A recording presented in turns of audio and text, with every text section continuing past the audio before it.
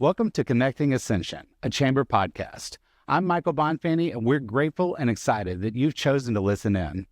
Our podcast is dedicated to strengthening community relationships by providing a platform for our local commerce and community leaders to share their unique stories. Before we dive in, we'd like to extend a heartfelt thank you to Ascension Parish government for their invaluable partnership with the Chamber. Their support continues to be instrumental in advancing our mission to cultivate overall community prosperity. Your Chamber works to champion relationships for the good of each Chamber member and ultimately for the good of the community. We're proud to foster connections between businesses, industry, governmental agencies, community leaders, and local nonprofit organizations for the individual and collective prosperity. Together, we thrive. There are many ways to get value from your Chamber membership by engaging and participating in Chamber events and programs. Be sure to visit the Chamber website using the QR code or the link provided. Additionally, stay up to date on the great work of Ascension Parish government. You can find information about activities, progress on projects, upcoming meetings, and much more using the QR code or link provided. Thank you for tuning in to our third episode of Connecting Ascension, a Chamber podcast. I'm co-host Katie Decker. And I'm co-host Chad Bourque. And today we have a very special guest. Mayor Robert Ryland Percy III brings over 40 years of experience as an attorney specializing in governmental law, civil litigation, and commercial transactions. A retired Rear Admiral in the United States Navy, he proudly served for 37 years, holding key leadership roles, including commander of the Naval Expeditionary Logistics Support Force.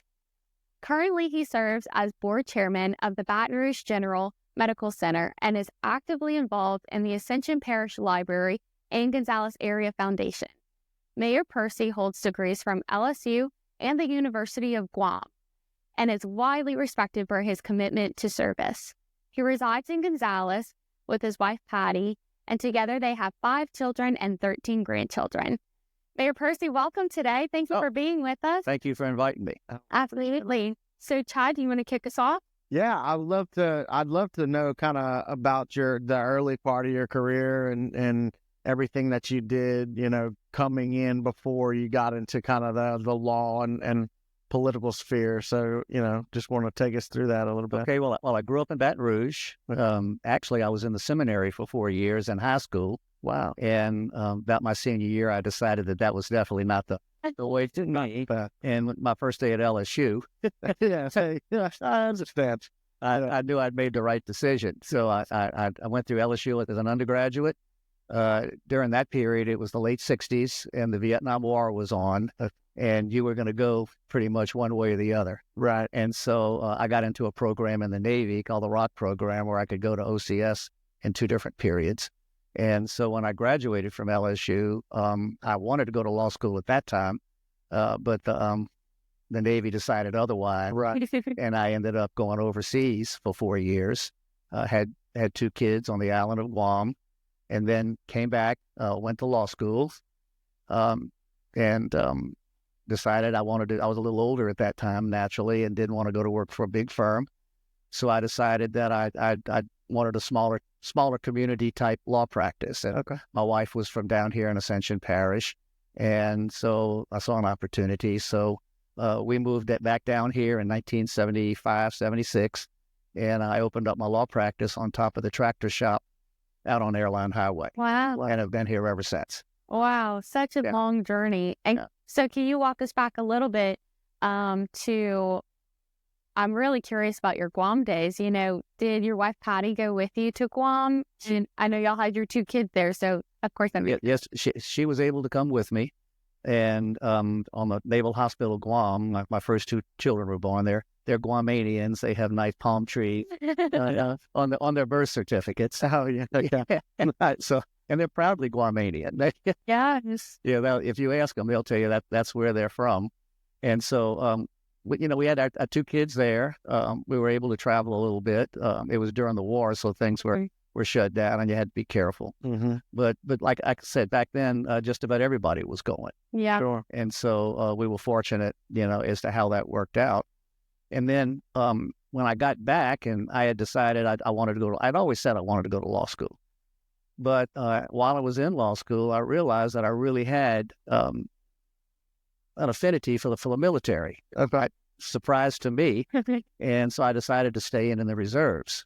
And so for the rest of my career, up until about 10 years ago, I was really back and forth between practicing law here and taking off of the Navy periodically, sometimes longer periods than others. How do you think, I guess, the parallels or, working in the Navy and some of those leadership positions, how does that help you now and in all of the different service type things that you do and the law firm itself, I guess? Well, actually, when there were a couple of judges when I was a young man, and we used to go camping every summer, and they went with their families, and I was sitting around the campfire at night, what's being a lawyer like? And both of them said exactly the same thing. It wasn't this love of the law or anything else. They said, it's a really good way to help people solve their problems. So if you want to be a problem solver, it's a great profession to go into in a lot of different ways. And then when I got into the military, I found the same thing. Okay. If you're gonna step forward in the military, you're solving big problems, but you're solving problems. So the two careers were not that different, right? And as I move forward in both careers, you bigger jobs, bigger problems, right? Right. Basically, it's a matter of solving problems, and so they were really interconnected. I never identified myself so much as a lawyer as a hope problem solver. Is there a problem that stands out to you in your past history of like, that was a good problem that I got to solve? Well, tons of them. Tons of them. It's hard to say. Mm-hmm. It's hard to say because you go back and there are just so many issues that you've dealt with that to pick out one, right, is interesting. Difficult. Yeah. Not impossible. Right. What about maybe like a mentor? If there was somebody, you talked about the judges and things like that, but maybe just, we're talking to our viewers and things like that about some takeaways maybe that your mentors gave to you, or some lessons that you learned from them as you were growing up, even the Navy or other. Actually, I would go back and I'd say my biggest mentors were my parents. Well, they met at LSU in college, and they were both athletes. She was a diver and he was a swimmer, and then he went off to World War II. But both of them raised us, and she was a career teacher, and he was a civil engineer. But their real goal in life, we had 8 kids. It was being good parents, but not just good parents, but they coached swimming, they taught swimming, their whole careers, all summer, and we were doing the same. We were working for them. The rest of that's how we earned our vacation money. Sure. But I mean, and my father always said, the best things in life are free. Don't get wrapped up in the money. Well, yeah, it's not about that. It's about service. It's about helping other people. It's about moving things forward. And I mean, they really instill that in us, and I've always appreciated that. So if you ask me who my mentors were, it would be them. That's great, and I think that goes back to part of the Louisiana culture as well, of being very family oriented. Right. Can you tell us a little bit about like your family today? I mean, 13 grandchildren. I'm sure they keep you busy. Yeah. Well, even my brothers and sisters, as I said, there were 8 of us, and at least twice a year. I mean, spread all over. But at least twice a year, we try to get together, for Christmas, and then at least once during the summer to get the whole clan together. And then every year the clan's just getting bigger and bigger and bigger, so bigger. I can't remember half the kids' names. Come here, Knuckle. Yeah, that's Lord. I know who they are, and I know who their parents are. But that is so nice. Yeah, that's awesome. I mean, how many people you do this at one house? You got to rent out a. Well, usually it's somebody's house. Yeah. Sounds like you have to. A couple of the gang in our family have swimming pools and things like that. So there are a couple of them that step forward and do it most of the time. Everybody brings stuff. Sure. Yeah. But it's great to see everybody. Mm-hmm. Yeah. To kind of transition a little bit from looking at your law background and then looking at where you're at today as interim mayor, can you can you tell us a little bit about what your law experience looks like, and then how did the transition kind of happen? Well, a lot of my practice while I was here was governmental, mostly with the city, the assessor's office, the sheriff's office for quite a number of years and things like that. So it was governmental, and so that always it fit well with what I was doing. Yeah. So and that's what that's kind of what I made my career on. I also did real estate and closings, and on the civil side, probably more civil litigation, corporations and things like that, and litigation. That's kind of what I majored in, accounting, and I got a master's degree in administration before I went to law school through the Navy, and so that really fit. And during the period that I was practicing, there weren't a whole lot of lawyers in town that really were focusing on the commercial, it worked family and criminal and things like that. So I was fortunate in that it was a field I could get into down here, and the parish was growing. When I first moved down here, in the mid 70s, maybe 30,000 people in the whole parish. Wow. And now it's 130, and the first plants had just come in, and people were just starting to move here. So during my career, the parish just boomed. Like I said, 30-something thousand people. So what are we now? 130. Yes. And, and so it's really. And really continues to grow today. Right. And so I got here at the right time. Right. I got here. You started with just yourself in your law practice, and where is that at? Right. What does that look like now? Well, one of my mentors, I don't know, Rolf McCollister with the Business Report, his father was Rolf Sr. And during undergraduate school, I ran errands for his firm. And when I came back and was in law school, I clerked for him. And, one day he calls me in and he says, "What do you want to do? Do you want to stay here?" And I said, "No, I really would like to find a smaller community, that I could move into and grow with." And he said, "Well, son, if I was you, I'd move somewhere on the Mississippi River in between Baton Rouge and New Orleans, because during your career and thereafter, that's where the growth is going to be." And it just so turned out my wife was from here. Look at that. And I said, "Okay, I know where there's a tractor shop I can open up on top of." And so moved on down. Wow. And so that was the beginning. And, talk us through what that, the transition, how the firm grew over time. And well, I think the firm grew as the community grew. Yeah. Exactly what he said happened. New people were moving in and things like that. When I first got here, there weren't a whole lot of new lawyers moving in. But after I got here, a lot of new lawyers moved in. I've had a number of great affiliations with lawyers. I mean, I think most of the bar association in town at one time or another, we worked together. Right. And made great friends and things like that, and moved off and went our own ways. But the law community has grown and is a wonderful, comradeship among the lawyers throughout my career. You could always call another lawyer and say, "Look, I've never seen this before. Can you help me?" And never got turned down. Everybody was, the lawyers were always, willing to work with each other and things like that. So it was a great time to practice law here in Ascension Parish. Yeah. I'd also like to touch on some of your community involvement, because you're on the board for the Baton Rouge General Medical Center, and then you're also involved with the Gonzales Area Foundation. So what does your community service look like in your volunteer time?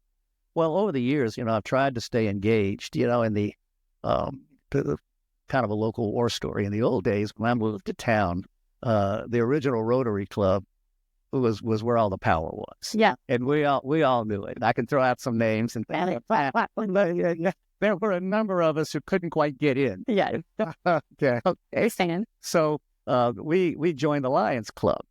And so for a good while there, the older business leaders were in the Rotary Club, and the Lions Club with the young bucks. Okay. I can throw out names like Jeff Wiley and things like that. And we were the young guys around town. So when there were a lot of young professionals and young engineers and things moving in, and so we really had a good time, and we worked hard. We started bingo in Baton Rouge and started bringing money down and giving scholarships and things like that. That's awesome. And so like once again, it was a great time to be here and to start my career here. Mm-hmm.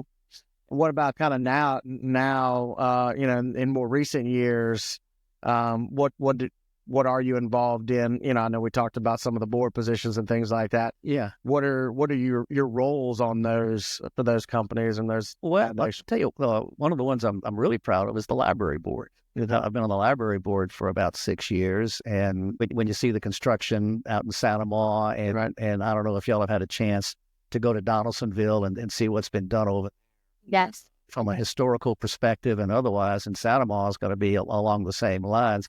I'm really proud of where the library has gone. We probably have one of the best library systems right here in Ascension in the state of Louisiana. Yeah, that's awesome. Okay, and then the Gonzales Area Foundation.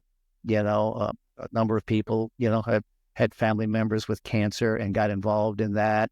And then Mary Bird kind of came in and we started the fundraisers and the galas and things like that.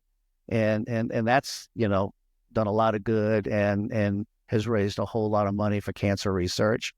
And so I'm very proud of that.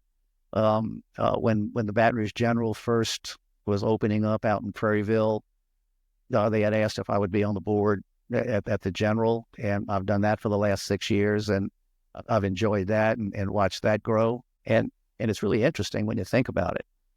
And I've said this a number of times.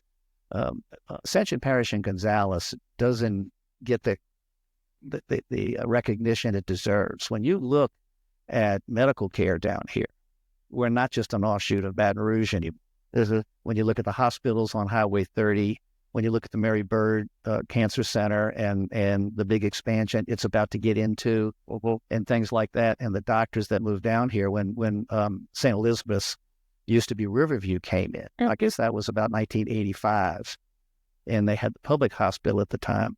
And Riverview came in, and it was a small private hospital and went that way for a number of years and never quite was able to grow. Right.